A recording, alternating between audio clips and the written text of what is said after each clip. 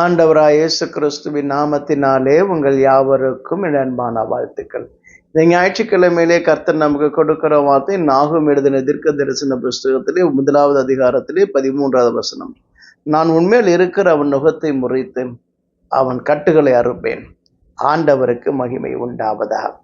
பாருங்க, நுகங்களை முறிக்கிற கர்த்தர் இன்றைக்கு வெளிப்படுகிறார். நுகம் என்று சொன்னால் என்ன? பாருங்க, அந்த நாட்களில் பார்த்தீங்கன்னா மாடு ஓட்டும் போது ஒரு வண்டியை பின்னாடி இணைத்திருப்பார்கள்.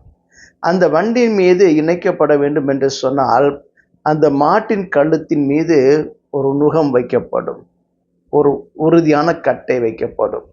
அந்த கட்டையில் என்ன பண்ணுவாங்க தெரியுமா? இந்த மாட்டை இணைத்து விடுவார்கள், கட்டி வைத்து விடுவார்கள். இப்பொழுது என்ன தெரியுமா செய்யும்? அந்த மாடு நகர முடியாது. அது அந்த வண்டி இழுத்து கொண்டு தான் போக வேண்டும். அந்த வண்டியில் எவ்வளவு பாரம் ஏற்றினாலும் சரி, அந்த இடத்துல இருக்கக்கூடிய இந்த வண்டி ஓட்டுநர் என்ன தெரியுமா செய்வான்? சில சமயத்திலே வண்டியில ஏராளமான பாரங்களை ஏற்றி வைத்து விடுவான். அந்த மாட்டை மிக வேகமாக அடிப்பான்.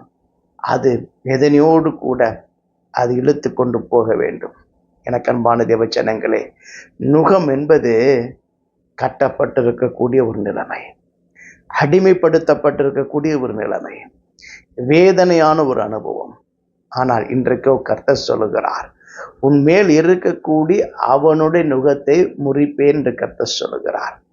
ஆம், எனக்கு அன்பான தேவ ஜனங்களே, இன்றைக்கும் உங்க வாழ்க்கையில சத்துருவான உங்க மேல ஏதாவது ஒரு நுகத்தை வைத்திருக்க கூடும். அந்த நுகத்தின் மூலமாக உங்கள் வாழ்வை அடிமைப்படுத்த வேண்டும் என்று சொல்லி முயற்சிக்க கூடும். ஆனால் கர்த்தர் அந்த நுகத்தை முறித்து போடுகிறார், உடைத்து போடுகிறார். உங்க வாழ்க்கையில உங்களுக்கு விடுதலை தருகிற கர்த்தர். பாருங்க, நுகம் முறிக்கப்படும் என்று சொன்னால் இனி அந்த மாட்டுக்கு இனி அடிமைத்தனம் கிடையாது. அது இனி விடுதலை பெற்ற மாடாக இருக்கும். அது போலத்தான் உங்க வாழ்க்கையில கூட உங்க மேல இருக்கக்கூடிய அந்த நுகத்தை முறிக்கிறார். உங்க வாழ்வில் இருக்கக்கூடிய அந்த கட்டுகளை கர்த்தர் அறுத்து போடுகிறார். இனி நுகங்கள் உங்க வாழ்க்கையிலே வருவதில்லை. அதனால்தான் கர்த்தர் இப்படி சொன்னார், துஷ்டன் இனி உன் வழியாய் கடந்து வருவதில்லை, அவன் முழுவதும் சங்கரிக்கப்பட்டான் என்று சொன்னார். எனக்கு அன்பான தேவ ஜனங்களே, யார் உங்க வாழ்க்கையிலே பாரத்தை ஏற்றுகிறார்களோ, யார் உங்களை அடிமைப்படுத்த விரும்புகிறார்களோ, யார் உங்கள் மேல் நுகத்தை வைக்க விரும்புகிறார்களோ, அவருடைய கரத்தில் இருந்து கர்த்தர் உங்களுக்கு முழுமையான விடுதலை தருவார். முழுமையான விடுதலை தந்து கர்த்தர் உங்களை பாதுகாப்பாய் நடத்துவார், சமாதானமாய் நடத்துவார். எனக்கு அன்பான தேவ ஜனங்களே, இன்றைக்கும் கூட வேதத்திலே வாசிக்கிற போது வேதத்திலே இப்படி சொல்லப்படுகிறது. ஏசாயான்கிற தீர்க்கதரிசி சொல்லுகிற பொழுது, மீதியானில் நடந்தது போல அவர்கள் சுமந்த நுகத்தடியும் அவர்கள் மேலிருந்த ஆளோட்டியின் கோலையும் முறித்து போட்டீர் என்று எழுதப்பட்டிருக்கிறது. ஆம், மீதியானினால் நடந்தது போல நடக்குமா? மீதியானில் என்ன தெரியுமா செய்தாங்களாம்? இஸ்ரவேல் ஜனங்களை ஒடுக்கினார்கள். இஸ்ரவேல் ஜனங்களுக்கு நல்ல சமாதானமான வாழ்வு இருந்தது. ஆனால் அவருடைய வாழ்க்கையில பாருங்கள், திடீரென்று சொல்லி மீதியர்கள் வருவார்கள், ஏராளமான பேர் வருவார்கள். ஒரே நேரத்தில் புறப்பட்டு வந்து அவர்கள் வெள்ளாண்மை விதைத்திருக்கிற போது அந்த வெள்ளாண்மையை கெடுத்து போடுவார்கள், அந்த விளைச்சலை கெடுத்து போடுவார்கள். நல்ல விளைஞ்சிருக்கும், ஆனால் அந்த பயிரை எல்லாவற்றையும் அழித்து போடுவார்கள். அங்கே இருக்கக்கூடிய ஆடுகளையும் மாடுகளையும் தங்களோடு கூட எடுத்துக்கொண்டு போய்விடுவார்கள்.